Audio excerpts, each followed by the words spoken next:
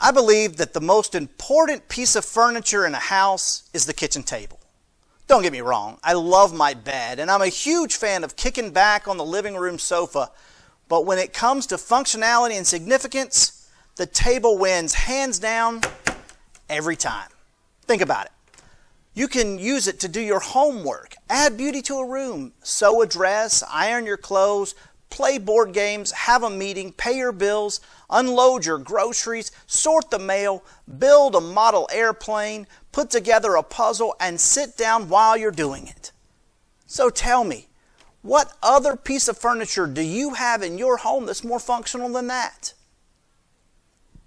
And yet, while there are countless uses for a kitchen table, without a doubt, its primary purpose is and has always been to give us a place to gather with family and friends to share a meal.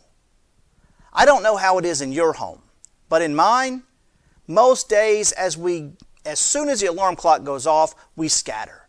Everyone goes out the door to work, to school, to practice, to church, to wherever we need to be.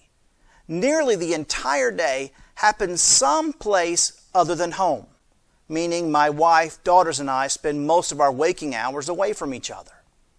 But thankfully, we have a table, a place where we can take a few moments to sit and share not only a meal, but our lives with the people that we love the most.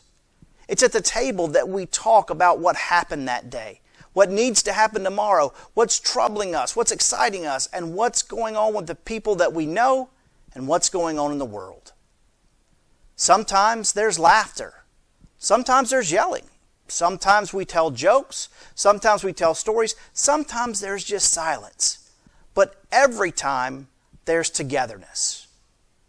And if my daughters bring their friends, or if we've got guests who've come over for a visit, we've always got room for more, because whenever we sit around the table, whoever is sitting at the table, in that moment, they are family, and there's a place for everyone.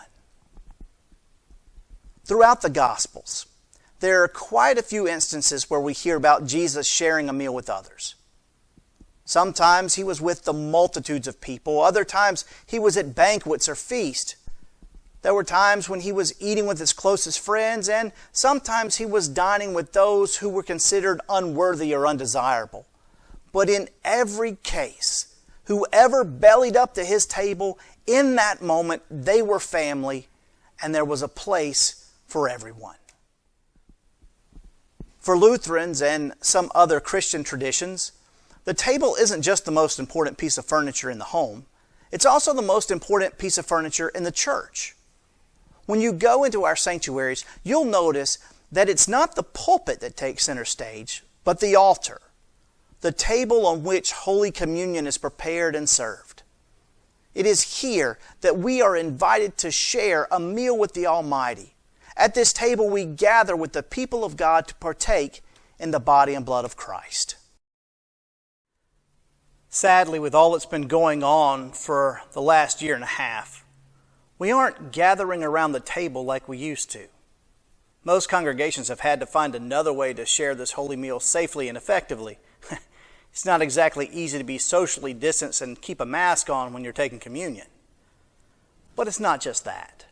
It seems as if we've become so divided over so many different issues that we've forgotten the importance of the table. We've forgotten what it means. We've forgotten why it's so significant. And so, my friend, in this time, especially in this time, we need to remember. We need to remember whose table this is.